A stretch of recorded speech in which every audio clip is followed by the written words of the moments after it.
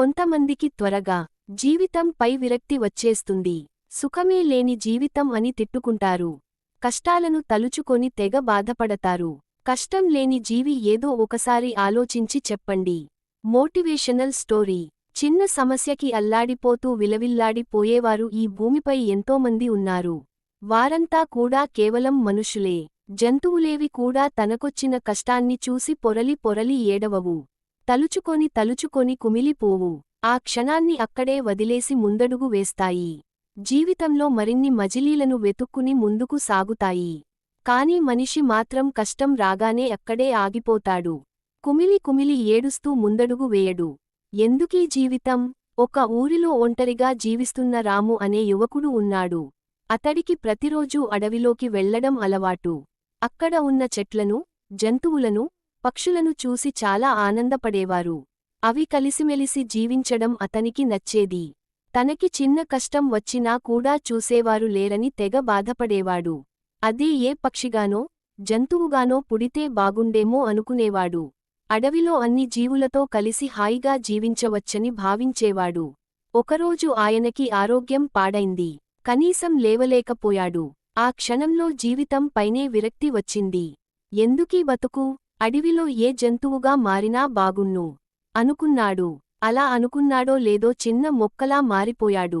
తనను తాను మొక్కలా చూసి మురిసిపోయాడు. గాలికి ఇటూ అటూ ఊగుతూ ఉంటే ఆనందపడ్డాడు. ఈలోపు ఎక్కడినుంచి వచ్చిందో ఏనుగుల గుంపు వచ్చి ఆ మొక్కను తొక్కుకుంటూ పోయింది. ఆ క్షణం రాము మళ్ళీ అనుకున్నాడు. మొక్కల కన్నా అలా చెంగుచెంగున ఎగిరే ఏ కుందేలుగానో మారితే బాగుండు అని. అలా అనుకున్నాడో లేదో అప్పుడే కుందేలులా మారిపోయాడు. తనకు నచ్చినట్టు అడవిలో గెంతులు వేశాడు. ఈలోపు ఒక గుంట నక్క అటుగా వచ్చింది. కుందేలును తరమడం మొదలుపెట్టింది. బతుకు జీవుడా అని పరుగెందుకుంది. ఈలోపు మరో కుందేలు నక్కకు దొరికిపోయింది. దాన్ని చూసి భయంతో వణికిపోయాడు రాము. ఈ కుందేలు రూపం వద్దు బాబోయ్, చక్కగా పెద్ద చెట్టుగా మారితే బాగుండు. అందరూ తనకిందే వచ్చి నిల్చుంటారు అనుకున్నాడు. అలా అనుకున్నాడో లేదో చెట్టుగా మారాడు. ఓ రోజు పెద్ద గాలివాన వచ్చి చెట్టు పటపట విరిగిపోయింది. అంతే, చెట్టు రూపంలో ఉన్న రాజుకు ఒక్కసారిగా పిడుగు పైన పడినట్టు అనిపించింది. ఆ వెంటనే ఏ గాలిలో తిరిగే పక్షిగానో మారితే సమస్య ఉండదు కదా అనుకున్నాడు. ఇలా కోరుకున్నాడో లేదో అలా పక్షిగా అయిపోయాడు. ఒక చెట్టుపై గూడు కట్టుకొని పక్షి పిల్లలతో ఆనందంగా ఉన్నాడు. 4 రోజులు సంతోషంగా ఉన్నాడు. ఈలోపు కింద నుంచి ఓ పాము చెట్టుపైకి పాక్కుంటూ వచ్చి ఆ గుడ్లను మింగేసింది. అలాగే ఓ గ్రద్ద వచ్చి పక్షి రూపంలో ఉన్న రాజును తన్నుకు పోవడానికి చూసింది. వెంటనే గజగజ వణికిపోయాడు. ఈ పక్షిరూపం నాకొద్దు. ఏ జీవిగా మారినా ఏదో ఒక కష్టం వెంటాడుతూనే ఉంది.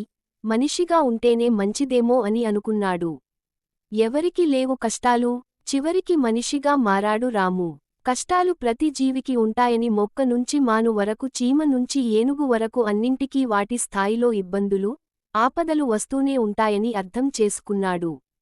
జంతువులు అడవిలో ప్రతిరోజు ప్రాణ పోరాటాన్ని చేస్తాయని తెలిసింది. తన జీవితంలో కూడా తాను పోరాడాల్సిందేనని నిర్ణయించుకున్నాడు.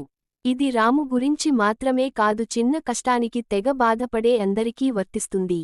దూరపు కుండలు నునుపు. అలాగే ఒకరి జీవితంలోకి వెళ్లి కొన్ని రోజులపాటు అలా జీవిస్తేనే వారి కష్టాలు అర్థం అవుతాయి. దూరం నుంచి చూస్తే వారు ఆనందంగా ఉన్నారు అనుకుంటారు. సెలబ్రిటీలను, కోటీశ్వరులను చూసి కూడా అలాగే భావిస్తారు.